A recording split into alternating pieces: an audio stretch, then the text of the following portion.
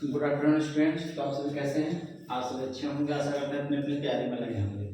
आज हम लोग 12th के जो इंग्लिश का समरी चल रहा था उसमें है द अर्थ, चैप्टर नंबर 9 है द अर्थ, जिसके राइटर है एच ई वेट्स।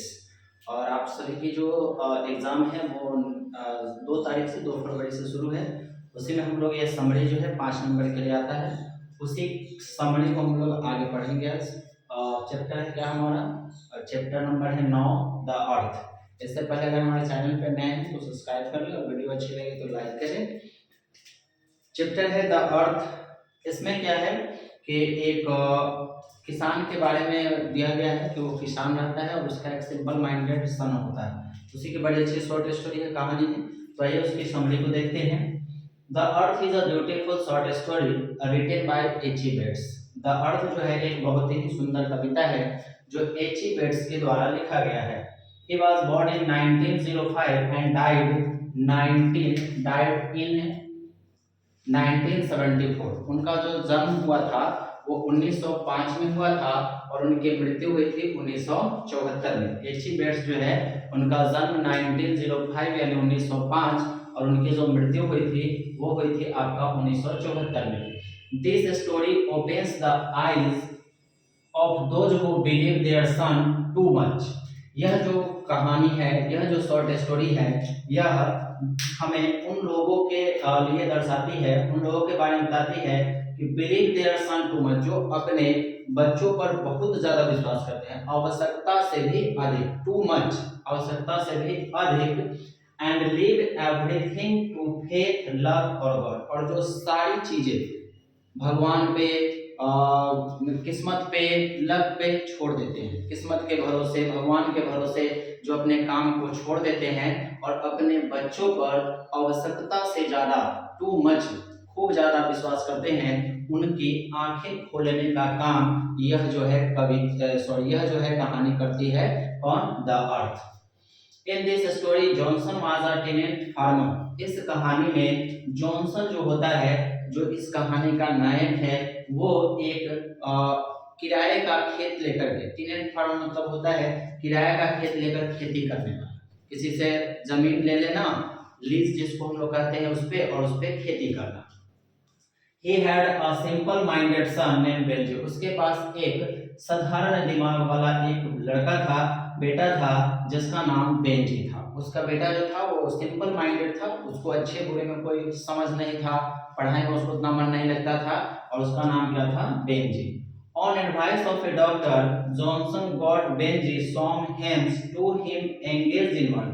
डॉक्टर की सलाह पर बेन जॉनसन जो क्या करता है, वह अपने पुत्र, जॉनसन जो है वह अपने पुत्र बेंजी को कुछ हेन, कुछ मुर्गियां खरीद देता है, एंगेज इन वर्क, कि वह उस काम में व्यस्त है। सिंपल माइंडेड था, पढ़ता नहीं था, तो डॉक्टर की सलाह से जॉनसन ने क्या किया कि अपने पुत्र को यानी बेंजी को कुछ मुर्गियां दे दी कि तुम इसको पालो, उसी में वो लगा रहेगा।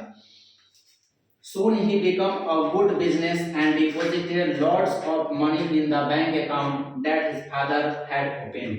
बहुत जल्द ही वह बिजनेस में बड़ा अच्छा करने लगा, व्यापार बड़ा अच्छा करने लगा और बहुत सारा पैसा जो है अपने बैंक अकाउंट में जमा कर लिया, जो उसके पिता ने उसके लिए खुलवाया था। उस बैंक अकाउंट में वो बहुत ज्यादा पैसा जमा कर लिया।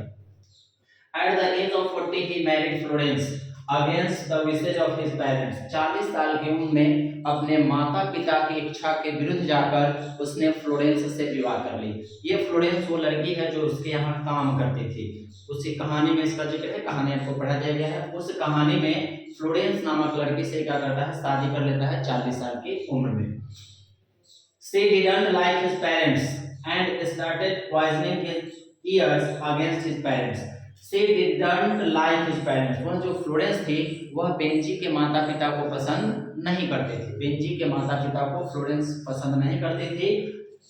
Parents and started poisoning his ears against his parents। और उसके बेंजी को उसके माता पिता के खिलाफ उसके कान में जहर बोलना शुरू कर दी। यानी उसके माता पिता के विषय में, बेंजी के माता पिता के विषय में हर एक जो बुरी बातें हैं वो अपने पति यानी बेंजी को बताती थी, उसके कान में जहर बोलती थी अपने पिता के खिलाफ। बिलीविंग हिज वाइफ, अपनी पत्नी पर विश्वास करके, he drove his parents out of the house, उसने अपने माता पिता को अपने घर से बाहर निकाल दिया। यानी कि पत्नी की बातों पे विश्वास करके जो बेंजी है वो अपने माता पिता को घर से बाहर निकाल देता है। Thus we that too much trust on anyone becomes the root cause of tragedy। इस प्रकार हम ये देखते हैं कि किसी भी व्यक्ति पर, चाहे वो हमारा पुत्र हो, पत्नी हो, उस पे आवश्यकता से अधिक अगर हम विश्वास कर लेते हैं तो वो रूट कॉज ऑफ ट्रेजेडी हो जाता है, यानी दुख, तकलीफ, कष्ट का कारण बन जाता है, जड़ बन जाता है, अगर हम किसी व्यक्ति पे आवश्यकता से ज्यादा विश्वास करते हैं तब। ठीक है, तो ये थी समरी आपका द अर्थ। एक बार हम पूरी समरी को फिर से पढ़ लेते हैं। इसको आप अपनी उत्तर पुस्तिका में नोट करेंगे, लिखने का प्रयास करेंगे, और अच्छा लगेगा वीडियो तो शेयर भी करेंगे। The earth is a beautiful short story written by AC Bates. He was born in 1905 and died in 1974. This story opens the eyes of those who believes their son too much and leave everything to fate, luck or God. In this story, Johnson was a tenant farmer. He had a simple-minded son named Benji. On advice of her doctor, Johnson got Benji some hands to him engaged in work. Soon he became a good businessman and deposited lots of money in the bank account that his father had opened. At the age of 40, he married Florence against the wishes of his parents. She didn't like his parents and started poisoning his ears against his parents. Believing his wife, he drove his parents out of the house. Thus, we that too much trust and anyone becomes the root cause of tragedy। तो आप इस summary को अपने उत्तर पुस्तिका में note करेंगे, लिखने का प्रयास करेंगे। फिर मिलते हैं हम लोग अगले वीडियो में, तब तक के लिए धन्यवाद।